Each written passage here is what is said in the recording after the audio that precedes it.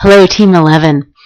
So in a moment, you'll see Sherry Bird and Ivan Habel commenting on your presentation. Actually, along with me, I have a few comments as well in the panel discussion. And I think what you'll see is that one of the ideas is specifically the idea you express in your fourth paragraph in your one pager is really embraced around this idea of creating community where grandparents and grandkids dialogue around the idea of the play, or the younger generation and the older generation. In terms of whether the younger generation are actually the actors in the play or the people putting on the play, that there was more debate over. Ivan is very clear that this is a professional theater company, and he actually expressed some resistance around that as a strategy for long-term growth. Now, when you listen to this, you'll take what you want from it. You can in your paper that's coming up this weekend, you can go ahead on the track you were on and show how you would overcome concerns, or you can change tracks. That will be up to you, depending in a way about what you think as you analyze the idea yourself and with your team, and as you listen to the feedback. So, very engaging conversation that came out of your recommendation, and a lot of receptivity and excitement around that core idea of bringing the young people into the theater and having that dialogue set up. So kudos to you. In terms of your process, I don't really have that many comments about your process. I went back to your original your original statement of your profile, and I found it interesting that you said that you're balanced, and that's what you said at the outset. And I did find you balanced in going through this process. What I did remark on is that you were not in any way the most divergent team. There were teams who were far more divergent than you.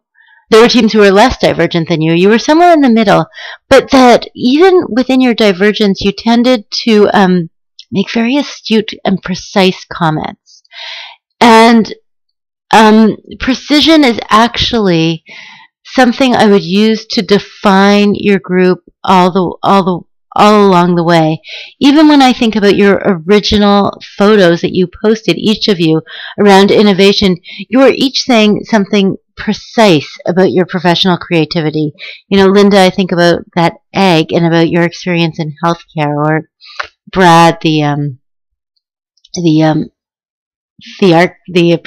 the wannabe architect, the building that you posted, and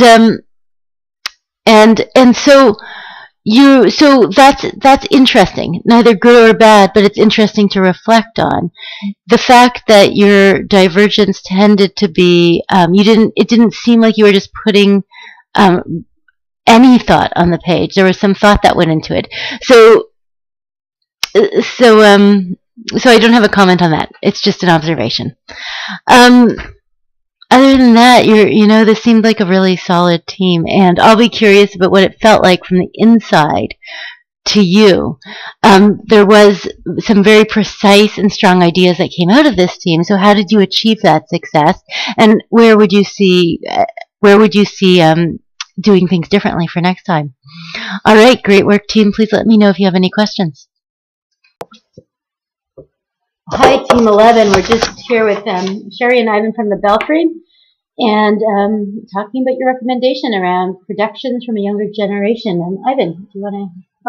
I'll just start by saying that it's the kernel of the idea, the core of the idea about engaging younger people in creating shows is always a good one. It works on a kind of educational outreach basis. It works as part of our ongoing educational activities. We do it now with our Belfry 301 group, incorporating university students and although there are logistics about that, about how you coordinate that, is not a bad concept at all in terms of engaging them, in terms of actually doing shows with young people acting, I guess I need to clearly state one thing, and this would be for all groups. We're a professional theater company, so we use professional actors who are actually trained to do this. So that's part of the experience, and it's part of what makes the experience engaging, is that you have people up there who know how to do what they're doing, and who know how to captivate and engage with an audience.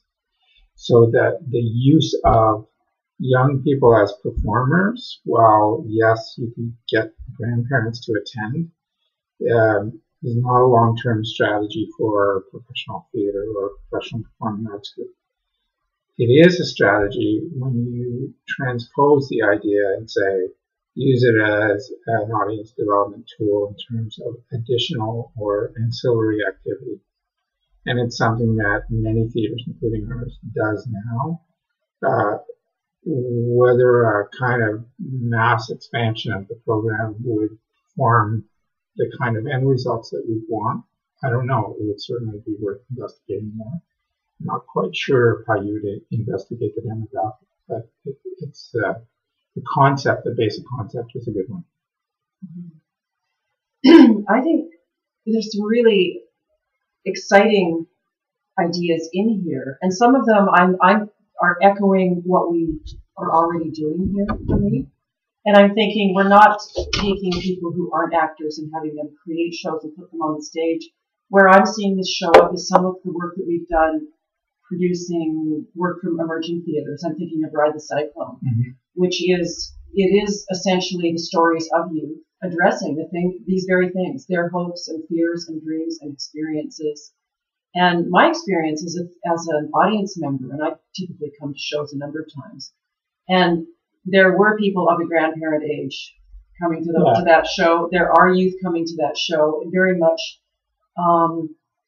the hopes, fears, and experiences of youth and of grandparents. There's a lot of parallel there. The grandparents have been there, the parents have been there, and quite often it's interesting to be in an audience and to see that the hopes, fears, dreams are the same. Yeah. And so for the Belfry, it wouldn't be producing amateur theater, but maybe just this moves into programming, which is not my area, but it is just appreciating that, creating programming that speaks to the different generations, because we definitely did see a lot more youth coming into the theater, Ride the Cyclone, for things that we've done with the emerging theater. I'm not sure how to take that from this idea, but there's definitely some real value in this. Yeah, and how you translate it into a long-term Exactly. strategy. The thing about programming in any theater company or organization is that you're always trying to program in ways that will interest and excite audiences. So you're always looking for those things. So where Ride the Cyclone was very popular, that same company as an emerging company, also spent a lot of their time playing to audiences of 20 and 30 people with other shows. So it depends on there's that particular connection to that piece. Yeah. The same as someone like Shane Koizan, who was part of our Spark Festival last year, had a show that was very theatrical in nature, but some of these other shows are much more concert-like, so we approach different audiences. So, you play to those mixes. I think the kernel of the idea in terms of trying to engage more and I think the real kernel of the idea for me is feeding more on the ideas and concepts that come out of those things. Yes. And seeing what themes are speaking to that generation more than maybe the themes we're looking at or whatever, rather than worrying about the specific shows they're coming up with.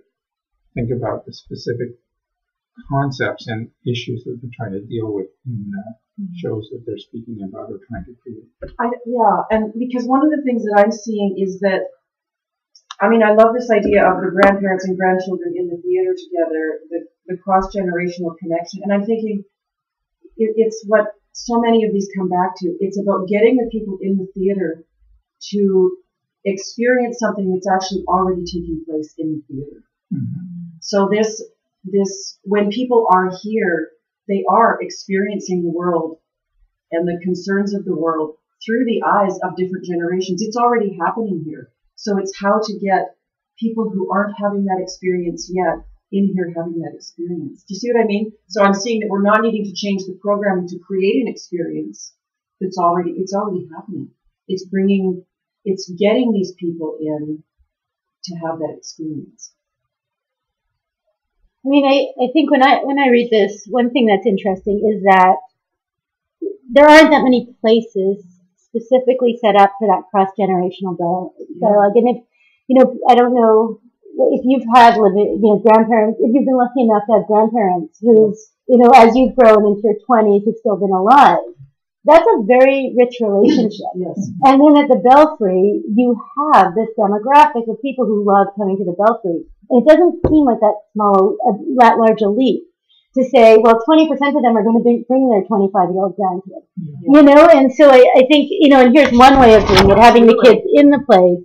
But it seems like the idea of this being the center to nurture that really special relationship is worth. Yeah. Any other thoughts? Not for me. I think it's that's what I was going to say. Yeah. Thanks very much, team, and thanks, Sherry and Ivan.